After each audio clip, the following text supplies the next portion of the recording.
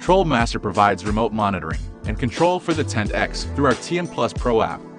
You can access real-time data through your smartphone and have remote control of the devices connected to the Tent X, allowing freedom to travel and be away from your growing environment. TrollMaster users can also share their progress, interact with other growers, access historical data, and have access to many useful functions in the app.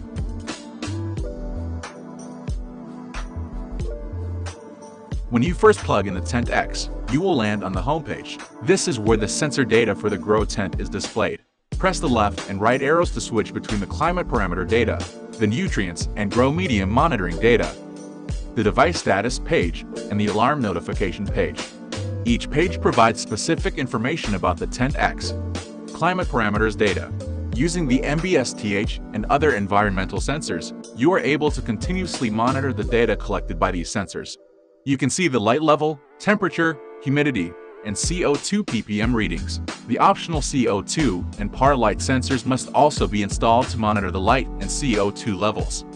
Nutrients and medium data. With the use of the MP3, you can connect sensors to continuously monitor the nutrients and Grow medium status.